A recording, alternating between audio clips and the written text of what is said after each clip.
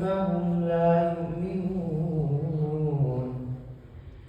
إنا جعلنا في أعناقهم أغلالا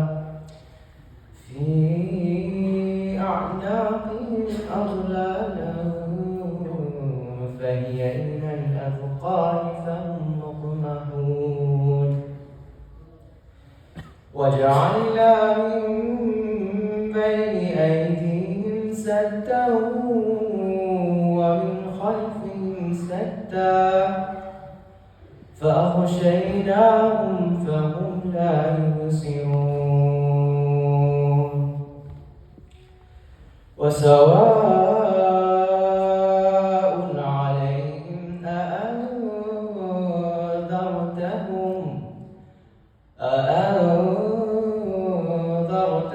أم لم تنذرهم لا يؤمنون إنما تنذر من اتبع الذكر وخشي الرحمن بالغيب فبشره بمغفرة وأجر كريم إنا نحن نحيي الموتى ونكتب ما قدموا وآثارهم وكل شيء أحصيناه في إمام مبين صدق الله العظيم.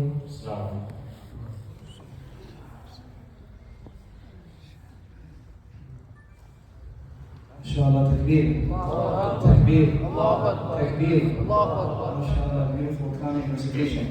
May Allah Ta'ala make him a strong hafiz, one who, mashallah, will act also upon the Quran and stays firm on it throughout his whole life. Ameen. So, inshallah, up next, we would like we want to go straight to the main speech by our dear Mullah Salih Basir, but we had one student, and mashallah, one thing about madrasa is that we find students have many different talents. There is a student, mashallah, young student who knows how to cook, and he's very talented at that. Another student, mashallah, who's talented in nasheed.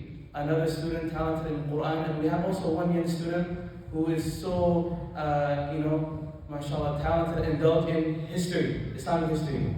So much so that he actually, one of his classmates, a student of mine, came to me one day, a few days ago, and told me that, I went to the student, I'll call him Abdurrahman Sadiqi's house. And we were in his room, and we found a piece of paper under his pillow. And this piece of paper had written all the sultans and empires from their day of reigning, they reigned, and the day they were formed, and the day they also dismantled. So he's so into that, mashallah, that that's his conversation daily as well. So I thought that it is only fair that we call him up also and let him, showcase that his love for history. He is, mashallah, also has a few juz left to finish the Quran. So without any further ado, I'd like to call up soon to be, inshallah, Hafiz Abdurrahman Siddiqui.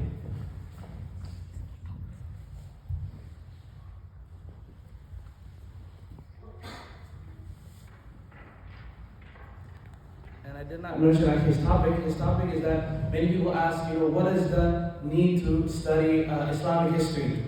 So he, himself, mashallah, with a few help of his classmates, prepared a little speech on the importance of why we should study Islamic history.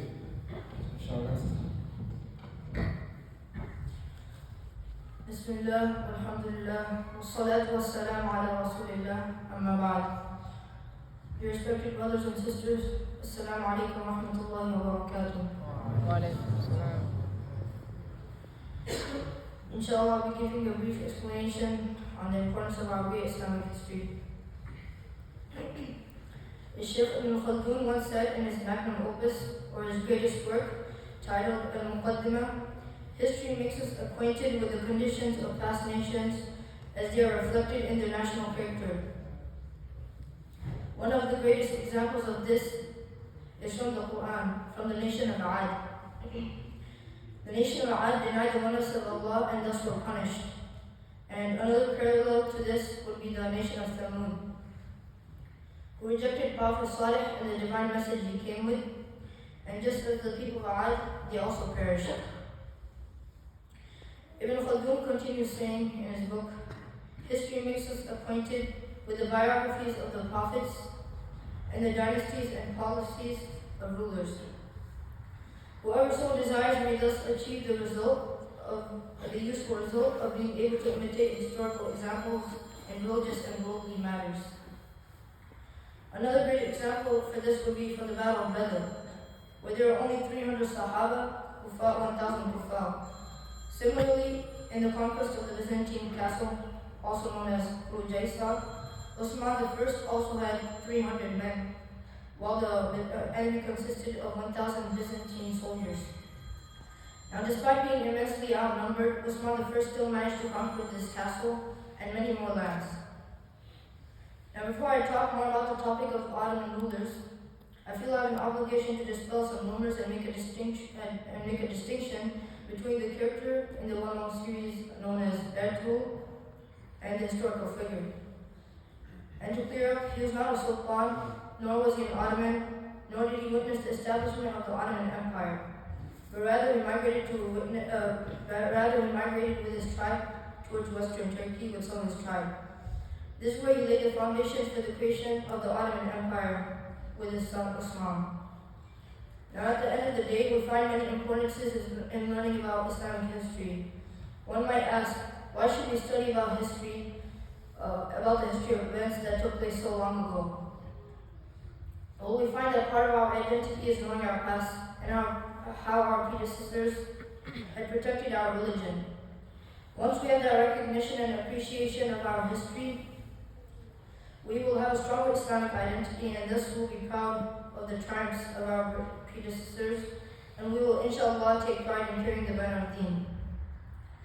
Now, though we are today covering the topic of the Ottoman Empire, we see that throughout history there have been many great Islamic empires, dynasties, caliphates, and kingdoms. They were led by great rulers that I have not mentioned, and from these great rulers we can learn from their most important characteristics, such as unity, devoutness to Allah, and an unshakable grasp to the truth and justice. May Allah allow us to follow the footsteps of these pious sultans and Muslim rulers. May He allow us to implement the good traits in our life. And we ask Allah to keep our ummah united and on the path of righteousness. Ameen. سبحان ربك رب العزة عما يصفون وسلام على المرسلين والحمد لله رب العالمين. Takbir, takbir, takbir, mashallah. And one thing, I know I don't want to take up much time before our speaker, but he actually a few days ago he came to me and again speaking about this topic about the Ottoman Empire. So he is so mashallah very into it that he not only memorized the names of the sultans from the beginning, I believe it's 37, if I'm not mistaken, 37 of them, but also memorized when they were born, when they died, when they started to reign, and when they lost that powership, and so much more in details about it. So I wanted just a few minutes that he quickly go through the list and inshallah list those sultans for us that inshallah we hope throughout many sessions we also cover in detail. So inshallah I would like to.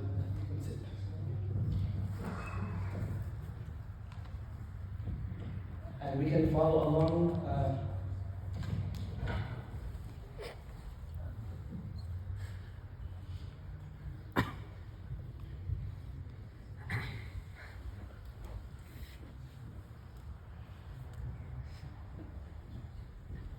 You can start.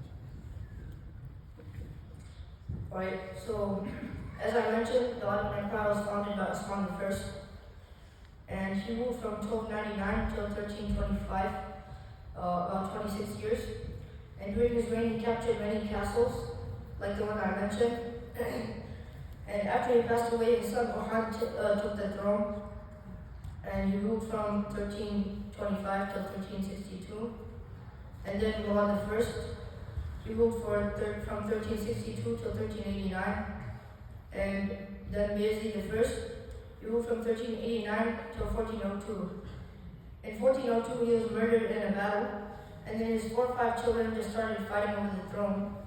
And eventually, after 11 years of just chaos and civil war, in the year 1413, his son Mehmed I took power, and he was known as the reestablisher of the Ottoman Empire. After ruling for about 8 years, his son Murad II took over, and we all know Constantinople, which he actually failed to conquer this.